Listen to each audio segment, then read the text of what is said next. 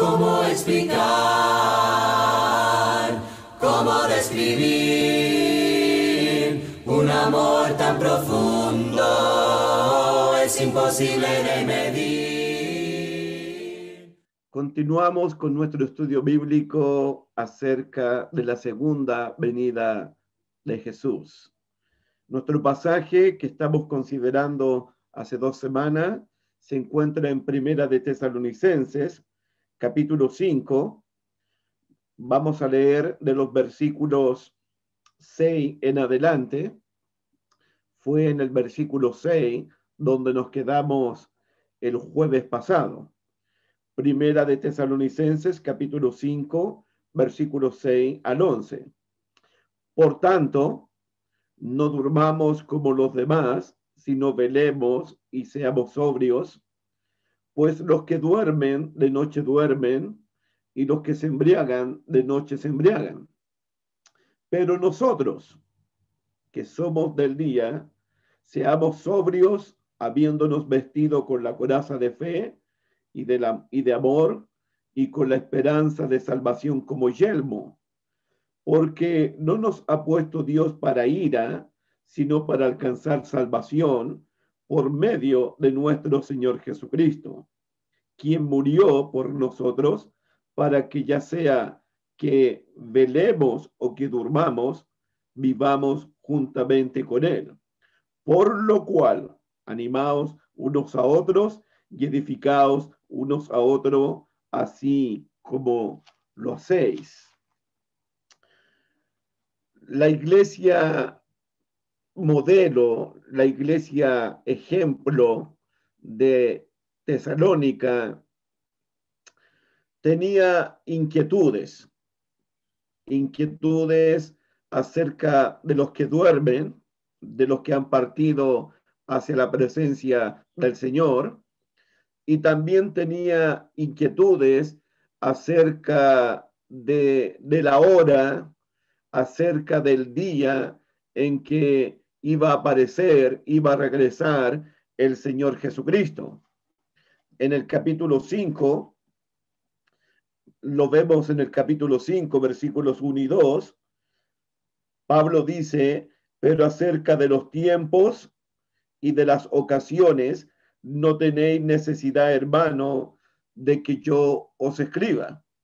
Ellos quieren saber con exactitud la hora, el día, donde va a ocurrir el evento, donde va a aparecer la manifestación del Señor Jesucristo. Pero Pablo les respondió a ellos, no tengo necesidad de escribirles o decirles el tiempo o la ocasión. ¿Por qué? Versículo 2, Pablo les dice, porque vosotros sabéis perfectamente que el día del Señor vendrá como ladrón en la noche. Entonces, nadie sabe el día, nadie sabe la hora, nadie sabe el momento de la segunda venida de Jesús, porque su aparición es como ladrón en la noche. Ladrón en la noche son palabras que usó el Señor Jesucristo allá en Mateo 24, como ladrón en la noche son palabras que usó el apóstol Pedro allá en segunda de Pedro capítulo 3 versículo 10. Y la frase significa que el regreso de Jesucristo como ladrón en la noche es un regreso inesperado, es un regreso sorpresivo. Puede ser en cualquier momento, en cualquier momento. Entonces, con esa respuesta, la iglesia lo único que debe hacer es prepararse, alistarse, vigilar el regreso del Señor Jesucristo. Y Pablo dice que cuando Cristo venga, dice en el versículo 3, que cuando los incrédulos Los incrédulos, cuando digan paz y seguridad, entonces vendría sobre ellos destrucción repentina, como los dolores a la mujer encinta, y no escaparán. Va a haber una destrucción repentina. Eso significa lo que Pedro dice allá en capítulo 3 de segunda de Pedro, creo que es el versículo 7, pero los cielos y la tierra que existen ahora están reservados por la misma palabra, guardados para el fuego. Luego Pedro dice que con la segunda venida de Cristo los cielos se encenderán y se quemará y se destruirá este cielo y esta tierra. Entonces, con la segunda venida de Cristo viene una destrucción repentina para el mundo incrédulo. Pero, en el versículo 4, Pablo dice, mas vosotros, hermanos, no estáis en tinieblas para que aquel día os sorprenda como ladrón. La iglesia de Cristo no está en tiniebla, no debe andar en tiniebla, para que cuando Jesús venga como ladrón en la noche, no sorprenda a la iglesia. La iglesia, por lo tanto, debe estar preparada para recibir al Señor en el aire. No sabemos el día, no sabemos la hora. Lo que sabemos es que usted y yo debemos hacer preparativos, debemos anticiparnos, debemos prepararnos para el regreso de nuestro Salvador Jesucristo. Pablo dijo en el capítulo 5, versículo 6, por tanto, no durmamos como los demás, sino velemos. Y ya vimos el jueves pasado que velar significa estar preparados, ser vigilante para el día del Señor.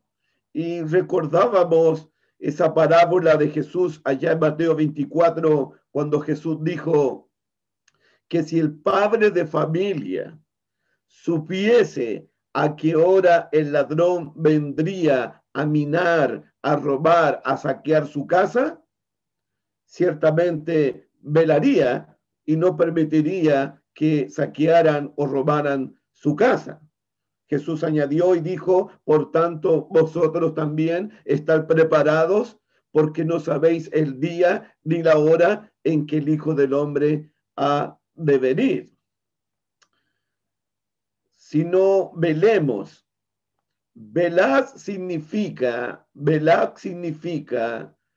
anticiparse, prepararse con anticipación a lo que podría venir, a lo que podría suceder en cualquier momento. La idea de estar velando, repito, la idea de estar velando significa que yo me anticipo, yo me preparo con anticipación para el día de Dios. Me preparo con anticipación para recibir al Señor en el aire. Un ejemplo. En Hebreos capítulo 11, por favor, tenemos un buen ejemplo ahí. Hebreos capítulo 11, en el versículo 7, cuando Noé fue advertido de que iba a venir un diluvio, de que iba a venir una destrucción, de que iba a venir el juicio de Dios sobre el mundo antiguo. ¿Qué hizo Noé? Miren el Hebreos 11, versículo 7. El texto bíblico dice, por la fe Noé, cuando fue advertido, por Dios acerca de cosas que aún no se veían. Dios advirtió a Noé acerca de cosas que aún no acontecían. Advirtió a Noé de cosas que aún no se veían. Dios solamente dijo, voy a destruir el mundo antiguo, voy a traer un diluvio sobre la tierra, voy a abrir las cataratas del cielo. Eso no se veía y nunca se había visto eso. Dios advirtió a Noé de cosas que aún no se veían, de cosas que aún no pasaban. ¿Qué es lo que hizo Noé? Y aquí está el tema de velar. Aquí está el tema de prepararse. Aquí está el tema de ser vigilante. ¿Qué es lo que hizo Noé según el versículo 7? Hebreos 11:7. Por la fe, Noé, cuando fue advertido, y por si acaso,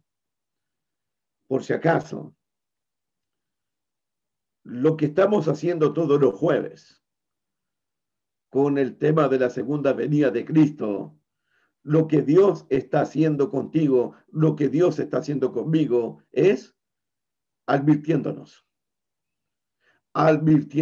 Dios te está advirtiendo a ti, Dios me está advirtiendo a mí de cosas que aún no suceden, pero que van a suceder, de cosas que aún no han llegado, pero van a llegar.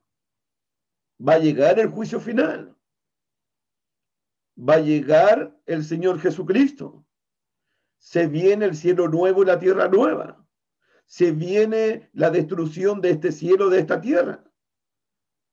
Lo que Dios está haciendo con su pueblo hoy día es advertirnos. ¿Se acuerdan Mateo 24, los que estuvieron conmigo en esas clases? ¿Qué es lo que está haciendo Jesús en Mateo 24? Advirtiendo a los apóstoles, preparando a los apóstoles, porque iba a venir una destrucción donde no iba a quedar piedra sobre piedra que iba a ser destruida. Mateo 24, Jesús está advirtiendo, vendrán terremotos, vendrán pestilencias, serán perseguidos, serán aborrecidos. Pero cuando sucedan todas estas cosas, huir a los montes, escapar. Lo que está haciendo Jesús con los apóstoles en Mateo 24 es advertirle de una destrucción eminente. Lo que está haciendo Dios con nosotros en los estudios de la segunda venida de Cristo es advirtiéndonos a nosotros de algo que va a suceder, de algo que viene en camino. Y el día y la hora nadie lo sabe. Versículo 7. Por la fe Noé, cuando fue advertido por Dios acerca de cosas que aún no se veían, ¿qué es lo que hizo Noé? Esto es velar. Esto es prepararse. Con temor preparó el arca en que su casa se salvase, y por esa fe condenó al mundo y fue hecho heredero de la justicia que viene por la fe. ¿Qué es lo que hizo Noé? Con temor preparó el arca. Preparó el arca. Y según el detalle que tenemos en Génesis 6 y Génesis 7, Noé preparó el arca, hizo todo lo que Dios le mandó. Eso se repite 4 veces en Génesis 6, Génesis 7. Noé hizo todo lo que Dios le mandó. Con temor preparó el arca. Con temor se preparó para el juicio, para el diluvio, para la destrucción del mundo antiguo.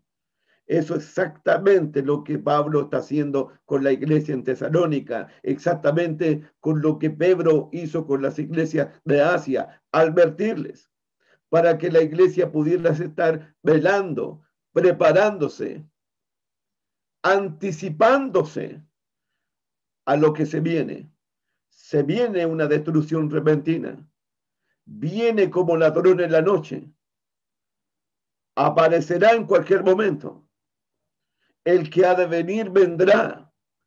Cristo fue ofrecido una sola vez por los pecados de muchos. No obstante, aparecerá por segunda vez, sin relación con el pecado, para salvar, para rescatar a los que le esperan, a los que están esperando la segunda venida de Cristo. Estuve pensando, si en nuestras iglesias de Cristo,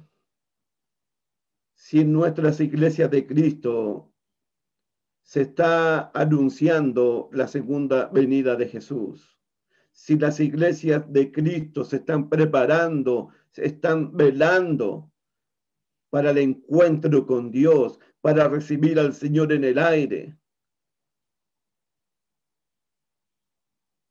Maranata, Cristo viene. Cristo viene. Así que velad significa anticiparse, prepararse con anticipación a lo que ha de venir. La destrucción viene repentinamente. Jesús vendrá como ladrón en la noche, repentinamente. La iglesia debe estar velando. Y la otra palabra que usa Pablo, que ya la hemos visto, pero debemos recordarla en esta noche, Primera de Tesalonicenses, capítulo 5, versículo 7, versículo 6, dice Pablo: por tanto, no durmamos como los demás, los incrédulos, sino velemos y seamos sobrios. Esta es otra palabra importantísima. Y siempre esta palabra está en un contexto de una segunda venida de Cristo. Leamos en el libro de Tito, capítulo 2, libro de Tito, capítulo 2, por favor, versículo 11. Tito, capítulo 2, versículo 11.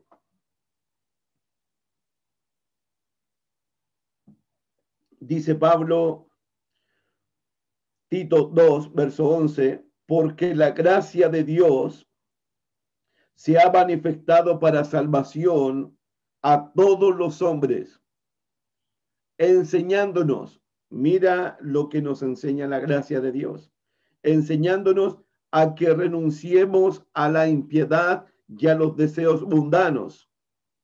Pablo lo va a decir de otra manera en Tesalonicenses, que renunciemos a las obras de las tinieblas, que renunciemos a las prácticas de las tinieblas, renunciando a la impiedad y a los deseos mundanos. Y aquí viene, vivamos en este mundo, en este siglo, ¿cómo? Vivamos sobria, ahí está la palabra, sobria, justa y piadosamente. Versículo 13, aguardando la esperanza bienaventurada y la manifestación gloriosa de nuestro gran Dios y Salvador Jesucristo. ¿Cómo esperamos la manifestación gloriosa? ¿Cómo aguardamos la manifestación gloriosa? Pablo dice, sobriamente. Es una palabra clave. Velad, sean sobrios. En Primera de Pedro, capítulo 1, versículo 13, Primera de Pedro 1:13, Pedro dice lo siguiente, el apóstol. Primera de Pedro, capítulo 1, verso 13. Por tanto, ceñid los lomos de vuestro entendimiento, sed sobrios, mandamiento, imperativo, sed sobrios y esperar por completo en la gracia que os traerá cuando Jesucristo sea manifestado. Sed sobrio, iglesia del Señor. Seamos sobrios para esperar, para aguardar, para esperar por completo en la gracia de Jesucristo cuando sea manifestado. En el capítulo 4 de Primera de Pedro, versículo 7, y piensa piensa en los días de Noé, piensa en Sodoma y Gomorra, y piensa en la destrucción del templo, y piensa en los juicios de Dios. Mira, primera de Pedro 4:7. El apóstol dice, mas el fin de todas las cosas se acerca. Eso es lo que está hablando Pablo en Tesalonicense. Eso es lo que estuvo hablando Pedro en segunda de Pedro. Hermano, esta es la advertencia.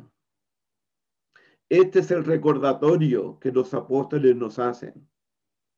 Juan, el fin de todas las cosas se acerca. De eso estamos hablando. Este mundo tuvo un principio. Este mundo tendrá un fin. La vida del ser humano tuvo un principio. La vida del ser humano tendrá un fin. Se acerca el fin de todas las cosas. Se acerca el fin de todas las cosas. ¿Cuál es el consejo? ¿Cuál es la enseñanza? Versículo 7. Mas el fin de todas las cosas se acerca, nuevamente imperativo. Sed, pues, sobrios y velad en oración. Sed, pues, sobrios y velad en oración. El llamado apostólico, el llamado que nos hace el Señor en esta noche, tiene que ver con velar, tiene que ver con ser sobrios. ¿Qué significa ser sobrios?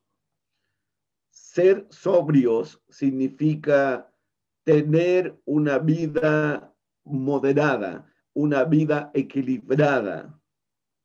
Ser sobrio significa llevar una vida ordenada, una vida discreta, una vida de buen juicio.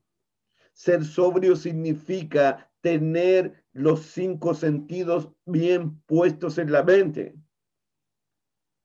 Ser sobrio significa llevar una vida disciplinada, una vida de dominio propio, una vida de autocontrol, una vida de autocontrol. Tener controlado, tener bajo control, tener dominio propio de todos nuestros deseos carnales. Una vida disciplinada,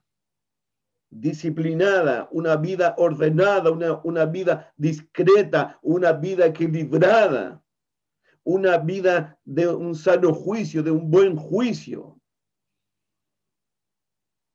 Eso significa ser sobrios.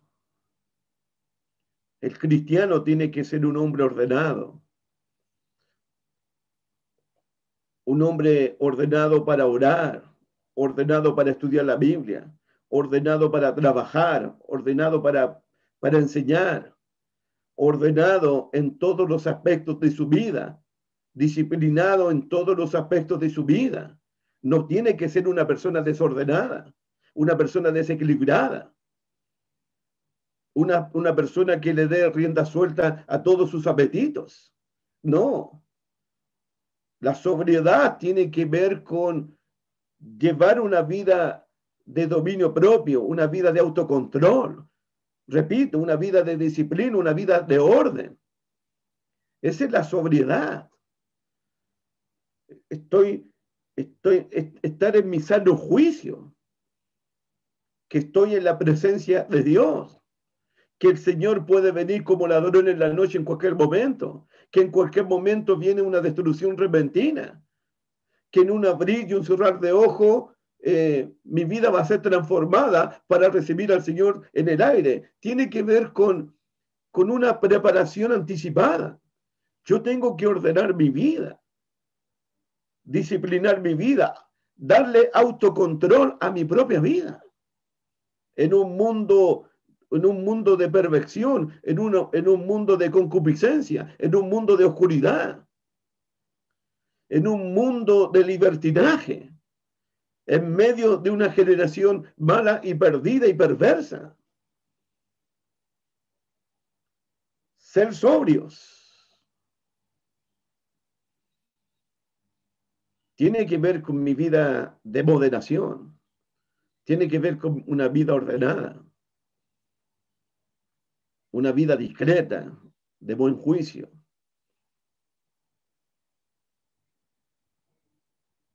Amén. Piensa, hermano. Piensa.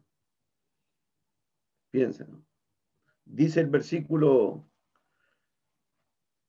7, todo lo contrario a cómo debe ser el cristiano. Mira el versículo 7. Mira la vida del que está en tiniebla. Mira la vida del que está en la oscuridad. Mira la vida del incrédulo. Mira la vida de él en el versículo 7. Pues los que duermen, de noche duermen. Y los que se embriagan, de noche se embriagan. El incrédulo no tiene ningún autocontrol de su vida. El incrédulo no tiene ninguna disciplina en su vida. No tiene una vida de sano juicio. Para él todo es materialismo. Para él todo es consumismo. Para él todo es libertinaje. Para él de esta vida no hay otra. Para el incrédulo comamos y bebamos porque mañana moriremos. Es lo que pasó en segunda de Pedro. ¿Por qué los falsos maestros están negando la segunda venida de Cristo? Porque ellos están negando el juicio final. ¿Por qué los falsos maestros, por qué los incrédulos viven con sus ojos llenos de adulterio? Son lascivos, son envidiosos, son celosos. ¿Por qué? Porque para ellos no hay un juicio final. Para ellos no hay un cielo nuevo y una tierra nueva. Es un contraste. La vida de un incrédulo con la vida del cristiano. Dice el versículo 4, en el primer contraste, mira capítulo 5, verso 4, más vosotros hermanos. Más vosotros significa, ustedes no están en tiniebla, ustedes están en la luz. Y ahora otro contraste, mira el versículo 8, el otro. Pero nosotros, ¿te diste cuenta de los contrastes? Mira el versículo 4, más vosotros hermanos no estáis en tiniebla. Los incrédulos están en tiniebla, pero ustedes no están en tiniebla. Y en otro contraste, versículo 7, pues los que duermen de noche duermen y los que se embriagan de noche se embriagan. Pero nosotros somos personas equilibradas, personas de sano juicio, personas sobrias, personas moderadas, personas que tenemos autocontrol, tenemos dominio propio. Eso es lo que hay que cultivar en la vida de uno. Cultivar el dominio propio. Cultivar el autocontrol. Ordenar la vida. Hay un contraste en este pasaje. El que vive en tinieblas y el que vive en la luz. El que anda en tinieblas y el que anda en la luz. Y Pablo 2 veces dice, más nosotros, más vosotros. Nosotros no somos de la oscuridad, no somos de la noche, no somos de los que se emborrachan. Nosotros no somos de los que se duermen. Nosotros vigilamos como las 5 vírgenes prudentes. Nosotros nos preparamos como Noé, con temor, con reverencia. Nosotros nos preparamos obedeciendo al Señor en todo tiempo. Nos preparamos con temor, siendo personas piadosas, siendo personas sobrias, siendo personas santas en toda nuestra manera de vivir, siendo personas justas en medio de un mundo de injusticia. Somos distintos. Por eso me gustan los contrastes. Verso 4, lo repito, más vosotros, hermanos. Y versículo 8, pero nosotros, que somos de día. Pero nosotros que somos de día, seamos sobrios, habiéndonos vestido con la coraza de la fe y del amor y con la esperanza de salvación como yelmo. Y es interesante aquí. Estoy en Primera de Tesalonicenses, capítulo 5, versículo 8 ahora. Ahí estoy ahora. Hay cosas interesantes ahora, más interesantes. Versículo 8. Pero nosotros no somos de los que nos embriagamos, no somos de la oscuridad, no somos de la noche, que somos de día. Seamos sobrios. Wow. Se repite por segunda vez la idea. Seamos sobrios, versículo 6 al final, versículo 6 al final, y seamos sobrios. ¿Te das cuenta la importancia de la sobriedad, del autocontrol, de la disciplina, de la discreción, del equilibrio, del sano juicio que debe tener un cristiano a espera del día del Señor como ladrón en la noche? ¿Dónde está tu mente, hermano mío? ¿Dónde está tu corazón? ¿Hacia dónde estás caminando? ¿Hacia dónde está orientada tu vida? En otras palabras, porque donde está tu tesoro, allí estará tu corazón. ¿Hacia dónde está orientada nuestra vida? Seamos sobrios. Y la palabra que Pablo va a usar ahora es interesantísima, porque Pablo dice en el verso 8, pero nosotros que somos de día, seamos sobrios, habiéndonos vestido con la coraza de fe y con la esperanza de salvación como yelmo. Y anota estos dos conceptos, estas dos palabras. Tres palabras. Vestido, anota esa palabra, la vestimenta cristiana. Dos, la coraza cristiana, segunda palabra, y el yelmo cristiano. La vestimenta cristiana, la coraza cristiana, el yelmo cristiano. Eso de la coraza, eso del yelmo, es una imagen que viene del Antiguo Testamento. En el libro del profeta Isaías, Jehová se puso la coraza y se puso el yelmo de salvación. La pregunta que tengo en mente es esta. Pablo habla de que nos vistamos con una coraza. Pablo quiere que nos coloquemos el yelmo de la salvación. ¿Por qué Pablo repentinamente aquí en el versículo 8, por qué Pablo repentinamente comienza a hablar de la armadura del cristiano?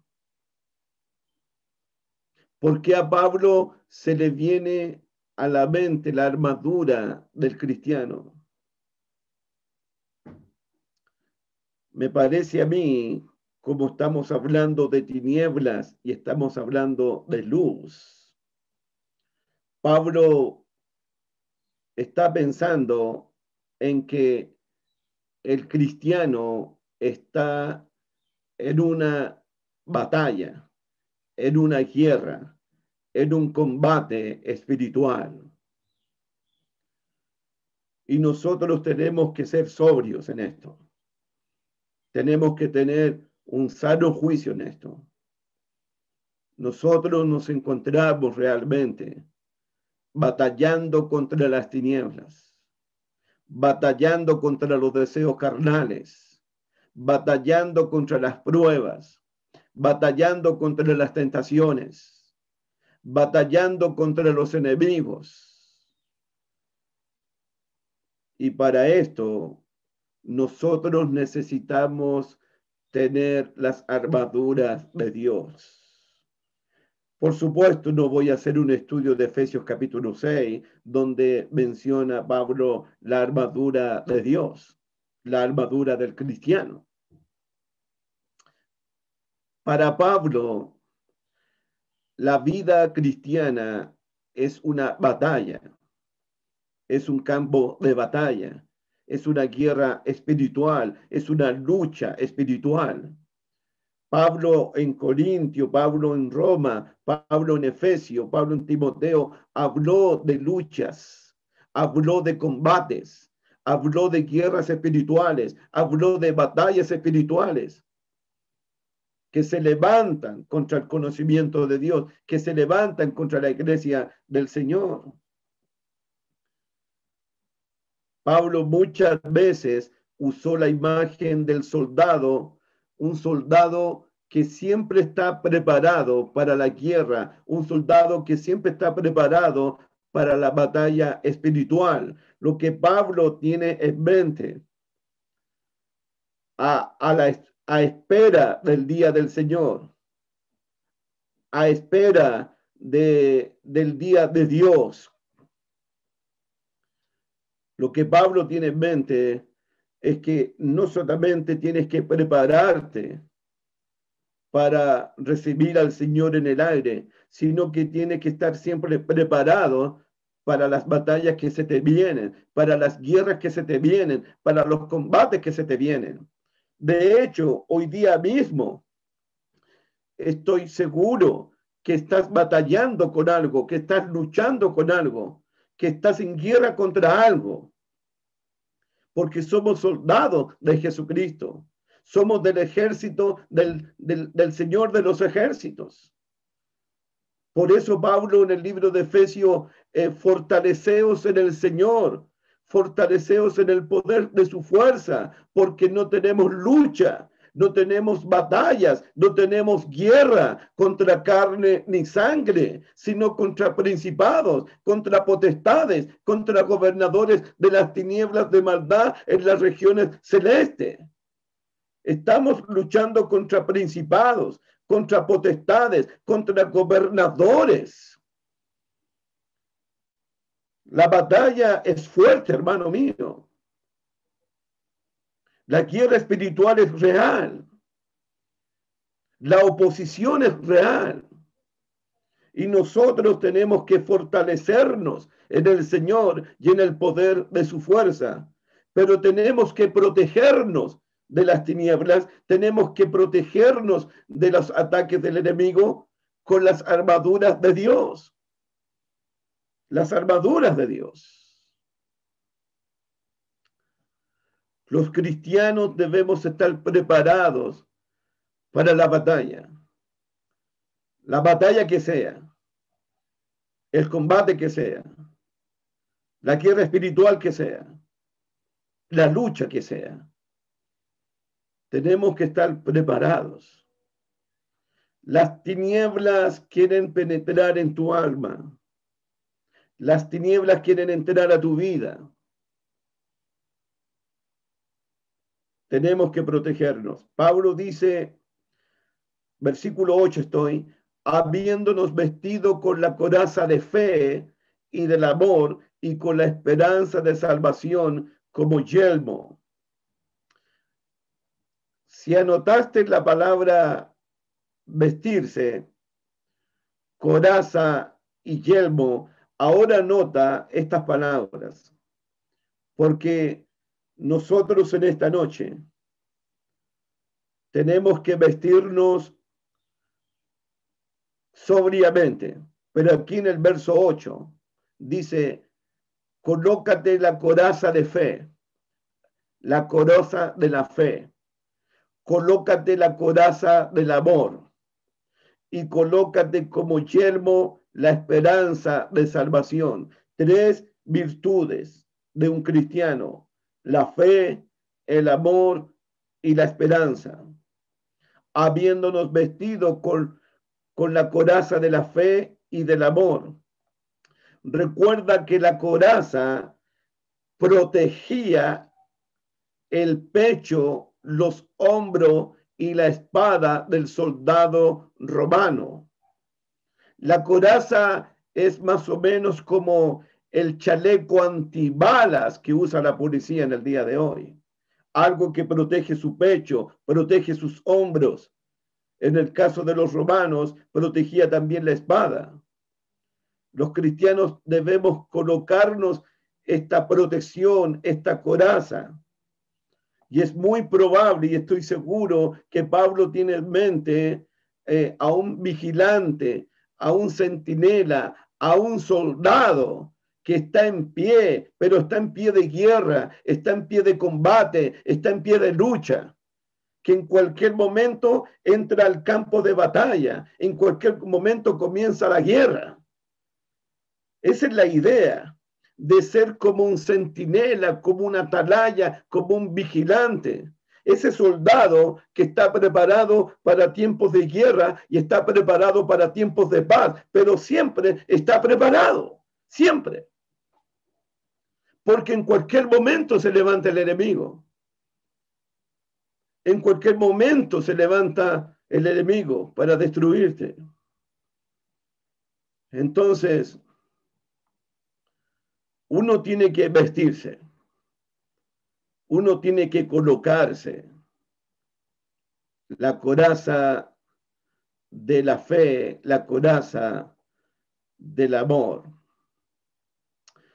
Y hablando de vestirse, te dije que anotaras esa palabra, por favor. Mira el libro de Romanos, Romanos capítulo 13 de nuevo. Estoy en el concepto de vestirse. Vestirse. Ese es el primer concepto. Romanos capítulo 13, pasaje que leímos el jueves pasado, pero a mí no me es molesto decirles las mismas cosas que ustedes ya saben, recordarles lo mismo que ustedes ya saben, a mí no me es molesto. Dice Romanos capítulo 13, versículo 11 en adelante, y esto, conociendo el tiempo que es ya hora de levantarnos del sueño, porque ahora está más cerca de nosotros nuestra salvación que cuando creímos. Hay que levantarse del sueño, porque nuestra salvación está mucho más cerca que del día en cuando creímos. Verso 12, la noche está avanzada y se acerca el día. Se acerca el día del Señor. Se acerca el día de Dios. Se acerca la venida de Cristo. El Señor está a la puerta. El que ha de venir vendrá y no tardará. Desechemos pues las obras de las tinieblas. Ahí está la idea. Desechemos las obras de las tinieblas. Démosle guerra a las obras de las tinieblas. No te dejes vencer por las obras de las tinieblas. No te dejes atrapar por las obras de las tinieblas. No dejes entrar a tu vida las obras de las tinieblas. Deséchalas. Sácalas de tu vida. Córtalas de tu vida. Repréndelas. Y aquí está la palabra. Vistámonos las armas de la luz. Las armas de la luz. Vistámonos con las armas de la luz. En Tesalonicenses, las armas de la luz tiene que ver con la fe, tiene que ver con el amor y tiene que ver con la esperanza. Esas son las armas de la luz en Tesalonicenses. Vístete de la coraza de fe, de amor y el casco de yermo como esperanza. Versículo 13. Andemos como de día, honestamente, no en glotonería, no en borrachera, no en lujuria, no en lascivia, no en contienda, no en envidia. Ningún autocontrol aquí, ninguna disciplina aquí, ninguna sobriedad aquí. ninguna vida moderada, ninguna vida discreta, porque así viven los incrédulos. Y versículo 14, verso 14, sino vestíos del Señor Jesucristo y no proveáis para los deseos de la carne, vestidos del Señor Jesucristo, vestidos como escogidos de Dios. Así que vistámonos con las armas de la luz, vistámonos del Señor Jesucristo. Vistámonos como se vistió el Señor Jesucristo.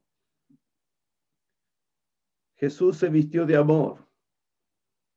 Él amó hasta el fin a los discípulos. Él es manso y humilde de corazón. Esas son las vestiduras de él. Vistámonos del Señor Jesucristo.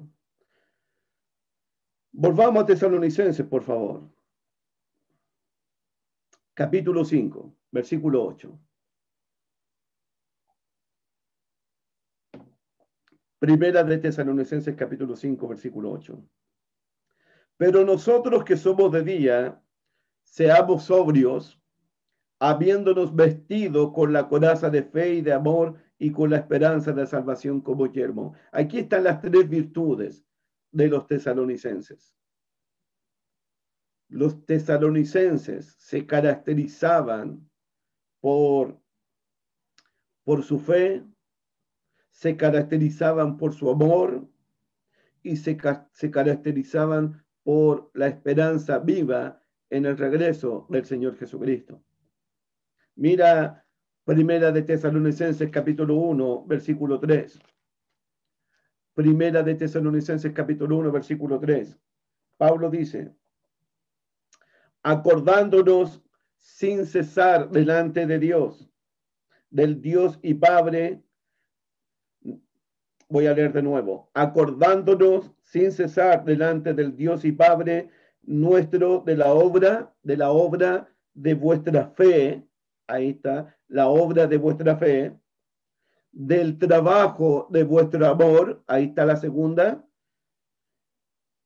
y de vuestra constancia en la esperanza de nuestro Señor Jesucristo. Vístanse con la coraza de la fe, con la coraza del amor y como la esperanza como yelmo. La iglesia de Cristo en Tesalónica se puso la coraza de la fe, la coraza del amor, y como casco, como yelmo, se puso el casco de la esperanza, de la salvación. En el capítulo 3 de Primera Tesalonicenses, versículo 6, seguimos con el informe de Timoteo que le entregó a Pablo acerca del estado espiritual de la iglesia en Tesalónica.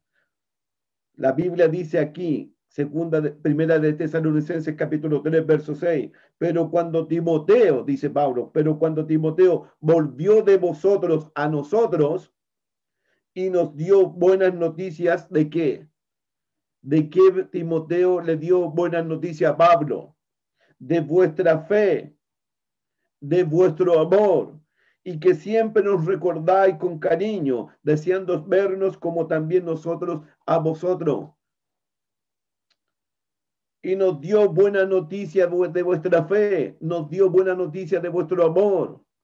La iglesia de Cristo en Tesalónica se caracterizaba por una iglesia de fe, fe en Dios. Por eso ellos enfrentaron las persecuciones, enfrentaron las batallas, enfrentaron la oposición, fortalecidos en el Señor y en el poder de su fuerza. Ellos enfrentaron las persecuciones amándose unos a otros, cuidándose unos a otros, sosteniéndose unos a otros, edificándose unos a otros. ¿Cómo lo sabemos? Mira el versículo 12. 3:12. Y el Señor os haga crecer y abundar en amor unos para con otros y para con todos, como también lo hacemos nosotros para con vosotros. El amor el amor. Mira en el capítulo 4, verso 9. Primera Tesalonicenses 4:9. Pero acerca del amor fraternal, no tenéis necesidad de que os escriba, porque vosotros mismos habéis aprendido de Dios que os améis unos a otros. Y también lo hacéis, así con todos los hermanos que están por toda Macedonia. Pero os rogamos, hermanos, que abundéis en ello más y más. Sigan creciendo en el amor. La iglesia en Tesalónica se vistió con estas virtudes. Ellos enfrentaron las persecuciones que encontramos, la oposición que encontramos, amándose unos a otros. Ellos crecían en amor, ellos abundaban en amor para con los hermanos y para con todas las iglesias. La iglesia modelo, la iglesia ejemplo de Tesalónica se caracterizaba por su fe, se caracterizaba por su amor, se caracterizaba por la esperanza que tenían en la segunda venida de Cristo. En la segunda carta a los tesalonicenses, mire la segunda carta, capítulo 1, versículos 3 y 4. Pablo tuvo que escribirles una segunda carta a ellos. Y mira lo que les dice en la segunda carta.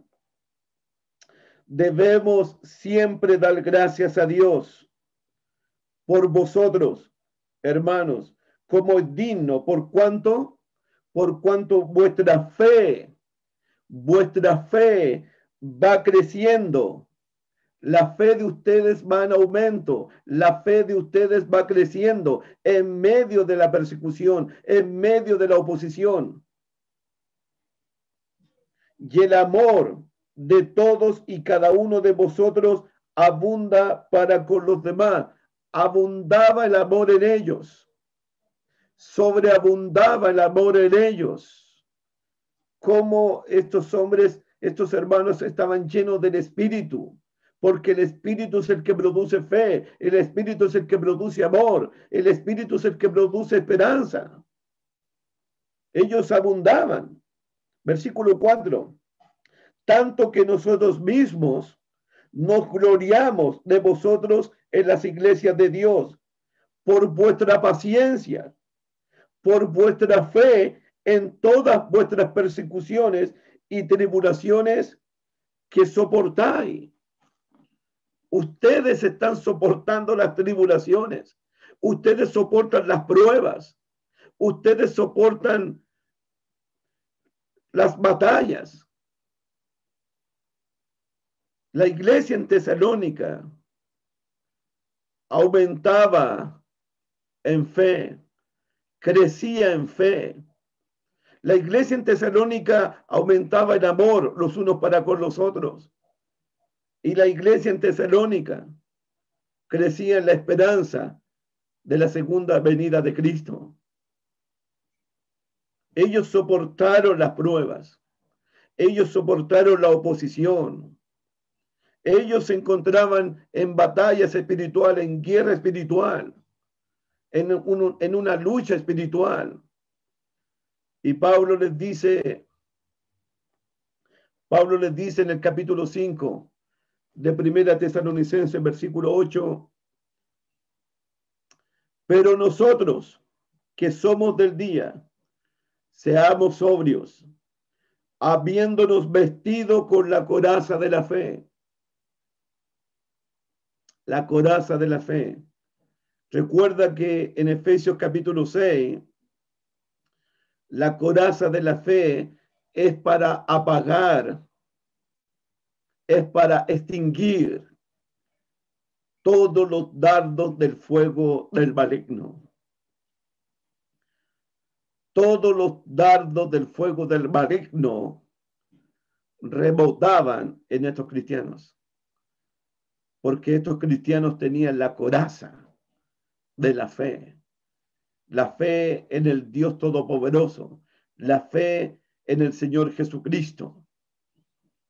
Ellos se vistieron con la coraza de la fe. Así que cualquier dardo del fuego del maligno rebotaba en su pecho, porque tenían la coraza. La coraza protegía la vida de ellos, protegía el alma de ellos, protegía el corazón de ellos, para que los dardos del fuego del maligno no penetraran a sus vidas, para que las tinieblas no entraran a sus vidas. Ellos le hicieron frente a las tinieblas. Ellos le hicieron frente a la persecución. Ellos le hicieron frente a la tentación. Ellos le hicieron frente, pero con la fe. Y a pesar de las persecuciones, ellos se pusieron la coraza del amor. Más los perseguían, más se amaban unos con otros. Sobrellevaban las cargas los unos a los otros. Se ayudaban mutuamente unos con otros. Velaban unos por otros. Sostenían a los débiles. Le daban ánimo a los de doble ánimo. Así ellos enfrentaron las batallas con la coraza de la fe, con la coraza del amor y la esperanza como yelmo, la esperanza de salvación. Amados hermanos, la incertidumbre del día y de la hora de la venida de nuestro Señor Jesucristo, la incertidumbre, ¿por qué? Porque no sabemos el día ni la hora en que el Hijo del Hombre vendrá. A eso me refiero con la incertidumbre. No sabemos el día ni la hora, pero esa incertidumbre de no saber el día, de no saber la hora de la venida de Jesucristo, esa incertidumbre nos hace estar preparados, porque su aparición puede ser en cualquier momento. Los constantes ataques del enemigo,